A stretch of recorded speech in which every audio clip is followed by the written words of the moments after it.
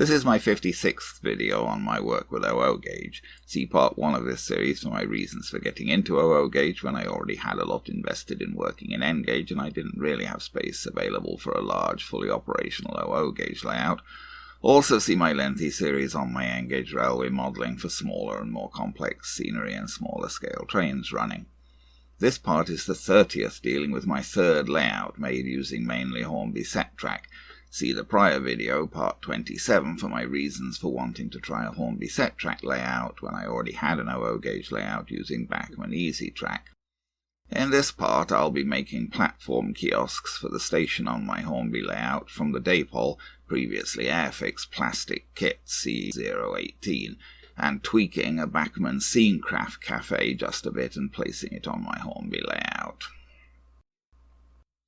I did build the Dapol C018 kit before for my Bachmann EZ Track layout, but there aren't all that many options for platform kiosks, and I did really want kiosks on the platforms of my station on the Hornby layout. This picture here is the build I did for the Bachmann layout. Metcalfe make a nice little kit for a platform news kiosk, and I used that for the Colville station on my N-gauge layout as seen here. But this kit wasn't in stock locally and the Dapol kit was, and postage from the UK to Canada really is a bit much to pay on something like a small kit. So I went with the Dapol kit again as seen here. I didn't need the platform steps at this point, but the $12 I paid was a perfectly reasonable price for the two kiosks. The parts of this kit were in much better shape. Some of the recent Dapol kits I've built had abominable flash and other severe casting errors. This kit wasn't at all bad, with just normal casting gates and a little bit of flash. Here are the contents of the kit unpacked. I've separated the plastic parts out.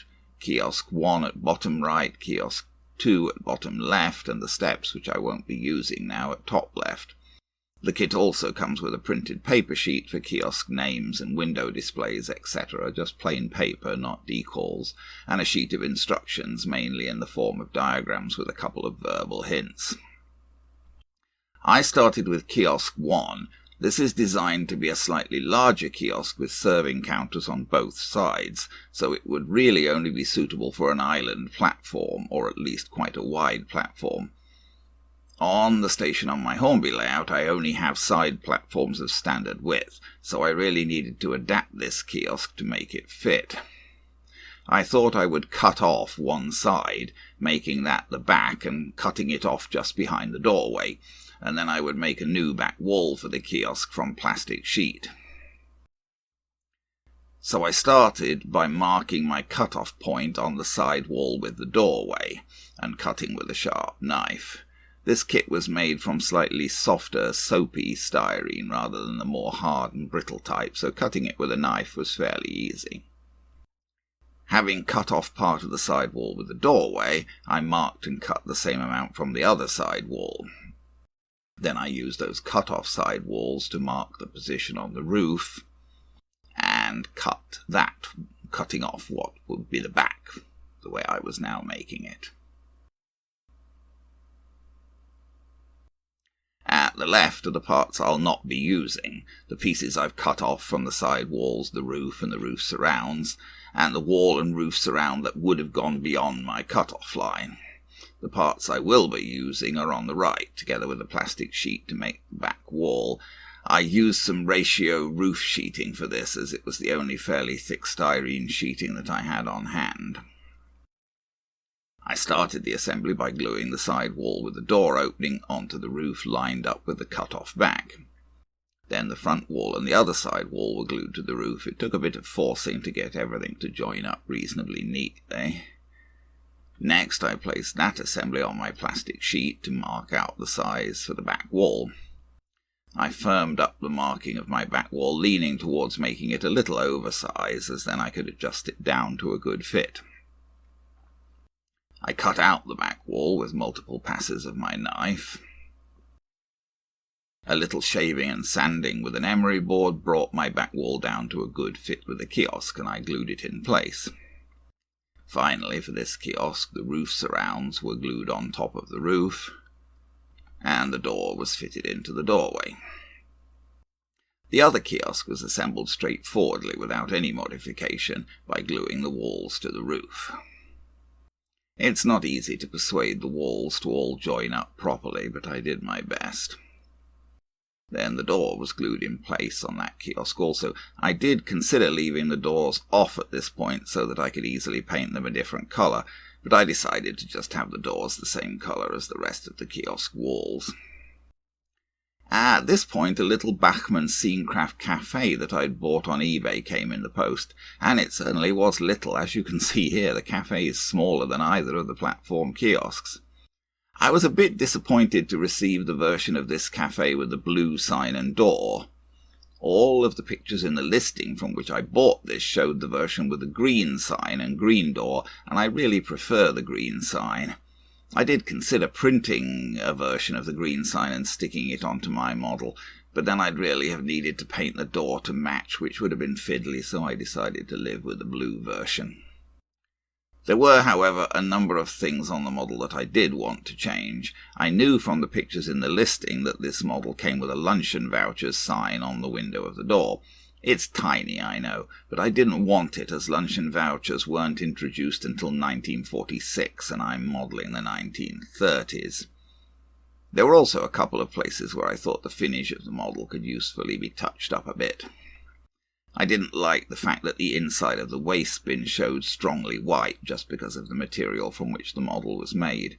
By the way, I'm not sure what this model is made of. I'd assumed it would be resin, but it seems extremely light for a resin model, so perhaps it's some kind of plastic. Certainly the doors and the sign are made of metal, and the window frames. I printed a little menu and stuck it in the window of the door, hiding the luncheon vouchers sign. I painted the inside of the waste bin black, and I painted its frame gunmetal.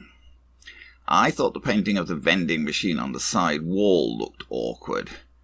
I also didn't like the way the white edging showed up on the roof sign. I tried to hide the white edging on the roof sign with blue marker, but the marker wouldn't take on the metal of the sign, so I had to use blue paint. I ran into problems trying to improve the painting of the vending machine. I used a small brush to repaint the red of the machine with crimson enamel, but the fine lines between the bricks of the wall exerted a capillary action and sucked some of my paint out.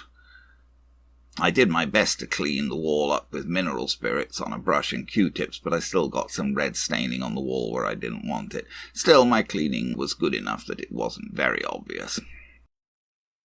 Here's that cafe on the layout, between the main station building and the ironmongers. It doesn't look too bad, although you can see some red on the wall beside the vending machine. Here's a wider view of that part of the layout. Now back to the kiosks. I decided to make both into W.H. Smith kiosks this time, so I sprayed both green. The kit would have you build one as a newspaper and magazine kiosk and the other as a fruit and vegetable kiosk. I've never seen a fruit and vegetable kiosk on a railway platform myself. I painted the flat roofs of the kiosks grey. At the bottom here is the sheet of paper signs and displays that came with the kit. At the top is a modified version that I did on my PC, making some additional signs for W.H. Smith & Son and replacing the fruit displays with newspapers. I also added something to put on the back walls of the kiosks. Here are all of my paper pieces cut out. The 3 pieces at top left are ones that came with the kit, the rest are from my own printing. I used a green marker to colour the edges of the green signs as best as I could to prevent the white paper showing. And here are the 2 kiosks with all of the paper pieces glued in place. I used the rocket card glue that I use for card kit assembly to attach the paper pieces to the kiosks. I have quite a number of other things for detailing the station. Lots of figures at right, too many I guess now that I look at them all. Lights, benches, milk churns, posters, and kits for fire buckets and some other station items.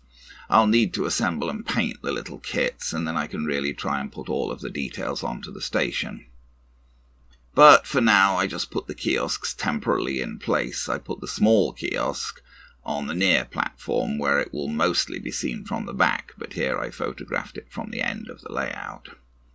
The other kiosk I put onto the far platform. I see that darn join in the backdrop has come apart again. I shall have to completely remove the station platforms from the layout in order to do all of the additional detailing, but for now this is where the station has got to.